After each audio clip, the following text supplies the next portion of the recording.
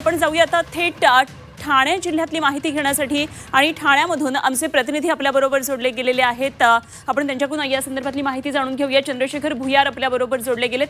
चंद्रशेखर, एकंदरीतच ठाणे महापालिका फारशी जरी एकंदरीतच या निवडणुकीच्या दृष्टीने चर्चेत नसली तरी देखील कल्याण डोंबिवली महानगरपालिकेकडे संपूर्ण राज्याचं लक्ष आहे। बरेच राडे कल्याण डोंबिवली महानगरपालिकेमध्ये झाले। काय काय नेमकं आपल्याला पाहायचंय, कुठले महत्त्वाचे मुद्दे कल्याण डोंबिवली महानगरपालिकेमध्ये चर्चेत आलेले? आपण पाहू शकतो की पूर्ण एमएमआर रिजन मध्ये आपण बघू शकतो की ठाणे जिल्ह्यामध्ये शिवसेनेचं ठाण आणि ठाण्याची शिवसेना असं ब्रीदवाक्य बोललं जात होतं आणि एकीकडे शिवसेनेचा बालेकिल्ला म्हणून ठाणे जिल्हा ओळखला जात होता। मात्र काही दिवसापासून आपण पाहू शकतो की जेव्हा बदलापूर असेल किंवा अंबरनाथ नगरपालिका असतील, या नगरपालिकेपासूनच भाजपने स्वबळाचा नारा दिला आणि आपण पाहू शकतो की बदलापूरमध्ये भाजपने स्वतःची सत्ता आणलेली आहे। अंबरनाथमध्ये पण मोठा संघर्ष भाजप आणि शिवसेनेमध्ये आपल्याला पाहायला मिळाला।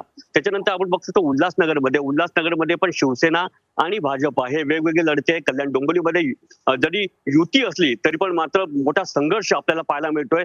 2 दिवसापूर्वीच मोठा राडा आपल्याला कल्याण डोंबिवलीमध्ये पाहायला मिळाला होता की शिवसेनेच्या जे काही माजी नगरसेवक होते, जे उमेदवार होते, त्यांनी भाजपच्या उमेदवारांवर आरोप केला होता, पैसे पकडले गेले होते आणि त्याच्यामध्ये मोठा संघर्ष होता, रक्तरंजित संघर्ष झाला होता आणि एक कुठेतरी या निवडणुकीला एक हिंसक वळण लागलं होतं। आपण पाहू शकतो की गेल्या काही दिवसांपासून जरी राज्यामध्ये आणि अनेक महापालिकेमध्ये भाजप आणि शिवसेनेची युती असली तरी पण मात्र जो संघर्ष आहे तो फक्त ठाणे जिल्हा काबीज करण्यासाठी दिसतोय। कारण की बदलापूरमध्ये जरी भाजपने सत्ता मिळवली आहे, अंबरनाथमध्ये जरी शिवसेनेचे संख्याबळ जास्त असले तरी पण भाजपला स्वतःचा नगराध्यक्ष किंवा उपनगराध्यक्ष बसवता आलेला नाहीये।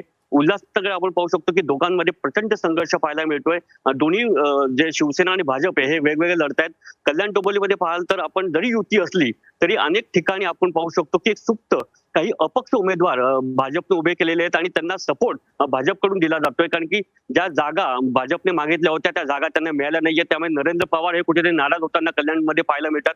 आणि आपण पाहू शकतो की जरी रवींद्र चव्हाण आहेत भाजपचे प्रदेशाध्यक्ष आणि श्रीकांत शिंदे यांच्यातला कुठेतरी तुम्ही समोर एकमेकांसमोर बोलत असले तरी आतमधला जो काही संघर्ष आहे तो दिसतोय। आणि कुठे आपण पाहू शकतो की जो काही आता हा राडा पाहायला मिळाला आहे हे सूचक विधान आहे की भाजप कुठेतरी ओव्हरटेक करायला बघते शिवसेनेला। ठाण्यामध्ये जरी युती असली तरी पण केळकर आहेत, आमदार आहेत, त्यांनी पण उघड वेगवेगळे आपलं वक्तव्य केलेले, तर संघर्षाचे वक्तव्य केलेले आहेत। मीरा भाईंदरमध्ये पाहू शकतो की प्रताप सरनाईक जे मंत्री आहेत आणि नरेंद्र मेहता यांच्याचा जो उघड संघर्ष आपण या ठाणे जिल्ह्यामध्ये बघतोय, या भाईंदरमध्ये बघतोय। म्हणजे एकूणच ठाणे जिल्ह्याचे चित्र पाहायला मिळालं। जरी ही महायुतीमध्ये शिवसेना भाजप लढत असली तरी पण मात्र हा सुप्त संघर्ष या ठाणे जिल्ह्यामध्ये दिसतोय। कुठेतरी ठाणे जिल्हा एमएमआर रिजन हा भाजपला आपल्याकडे पाहिजे तर शिवसेनेला आपला हा बालेकिल्ला परत ठेवायचा आहे, त्यासाठी संघर्ष हा दिसून येतोय। निश्चितच। त्याचप्रमाणे चंद्रशेखर, आपल्याला मीरा भाईंदर त्याचप्रमाणे उल्हासनगर पनवेल या महापालिका क्षेत्रातलं काय नेमकं राजकीय चित्र थोडक्यात सांगता येईल?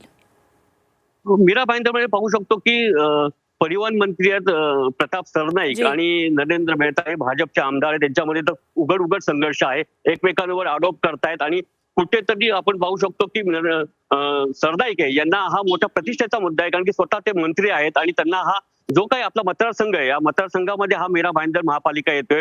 ही मीरा भाईंदर महापालिका आपल्या ताब्यात घ्यावी यासाठी ते पूर्णतः प्रयत्न करताना दिसत आहेत। तर नरेंद्र मेहता यांनी तो उघड आव्हान दिलेलं आहे। त्याच्यामुळे आपण पाहू शकतो की तिथे मोठा संघर्ष या काही काळात आपल्याला दिसेल। या 2 दिवसामध्ये आता जरी प्रचार थांबला असला तरी सुप्त प्रचार सुरूच आहे। दुसरीकडे बघतो तर उल्हासनगरमध्ये पण दोन्ही भाजप आणि शिवसेना हे वेगवेगळे लढतायत आणि भाजपने एकटा लढण्याचे निर्णय घेतलेला आहे। तर शिवसेनेने ओमी कलानी असेल किंवा साई पक्ष यांच्याशी एक युतीचं गठबंधन तयार केलं आहे आणि त्यांचं आणि भाजप यांची सरळ लढत होते।